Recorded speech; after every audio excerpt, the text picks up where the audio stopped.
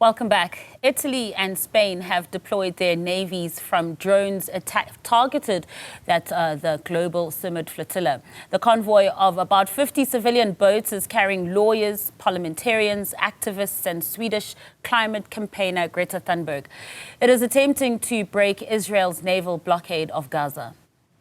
Activist on the Global Sumud Flotilla, Dr. Fatima Hendricks, joins us for more on that story.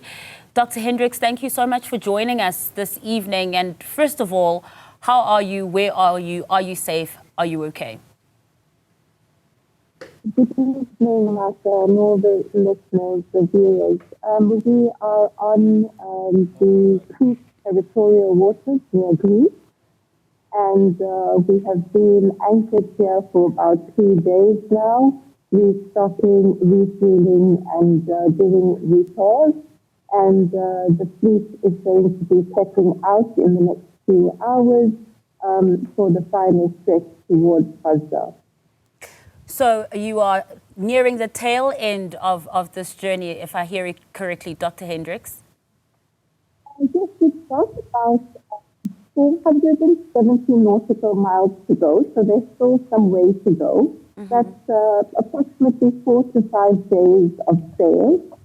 We left Tunisia about 13 days ago, so we've been on the water since then.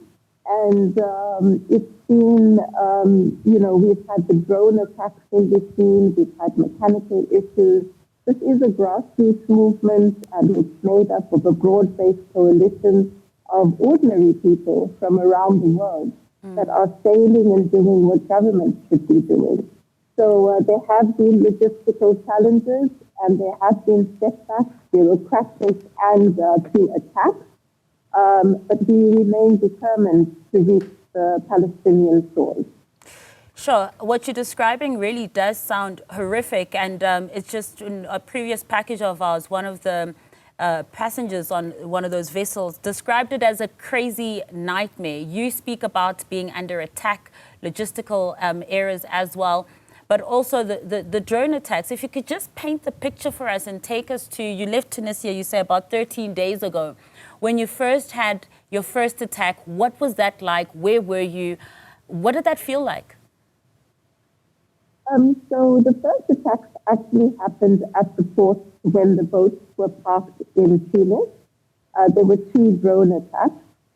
Subsequent to that, the flotilla set sail, and about 2 or 3 nights ago, it started out with loud ABBA music that was playing in the background. It's broadcast, and we were wondering where this was coming from. And after that, we heard our boat was not attacked, but we went into security protocol with our life jackets, etc. We could hear the explosions, and we could hear we see the flashes of light and see the drones circling the boats that were hit. We could also smell the sulfur or the chemicals that were released. So it was a very scary situation. We are peaceful civilians on a humanitarian mission, and this kind of behavior is illegal by the occupying power. We need to remember that this is the 38th flotilla attempt, and it comes with a history of interceptions, of a situation in 2010 with the Mavi Marmara, where 9 activists were actually killed doing exactly what we're doing. This is a very historic moment because not only is the flotilla mobilizing across many countries around the world, but also the fact that we have mass mobilizations happening on the ground with, for example, Italy dock workers and African cities like Cape Town, with major protests, placing demands on their government, on our government, to say we really need to step up the action around ending this genocide and isolating the apartheid state of Israel. You know, you also mentioning that support from around the world, from also Italy and Spain, sending protection to the flotilla, but also the protests that are going on also right here at home in Cape Town that we saw today continuing too.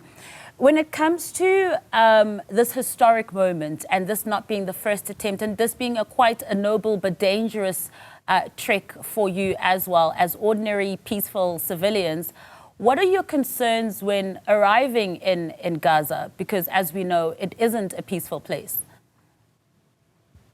Absolutely. So the real goal is to open up a humanitarian sea corridor of aid.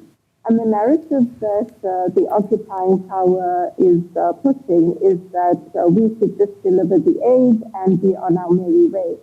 Well, here's the thing. They could very easily open up the crossings, such as Rafah, and let the many trucks that are currently parked there with rotting aid because of the delays into Gaza very easily. Instead, they have chosen to form the GHF, which lures people to food sites and then executes them. And so we need to break this illegality by land, by sea, and by air. And the land efforts were seen with the global movement to Gaza that happened and the kind of pressure to open up the borders that happened a few months ago. But these are Palestinian shores that we, by international law, have every legal right to reach in providing a corridor or opening up a corridor of humanitarian aid. The question here is who is making this dangerous?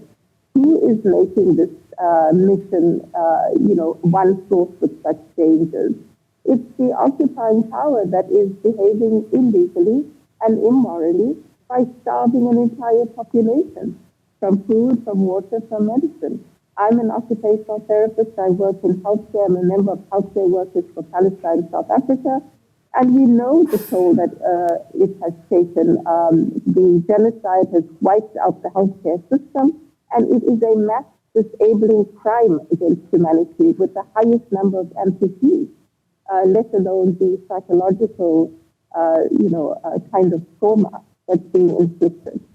Absolutely. Dr. Fatima Hendricks, really wish you well in your voyage and all those who are also on that vessel with you on their way to Palestine. And apologies for that poor sound quality. Hopefully you could make out what she was saying. She is in the middle of the ocean on her way to Palestine right now.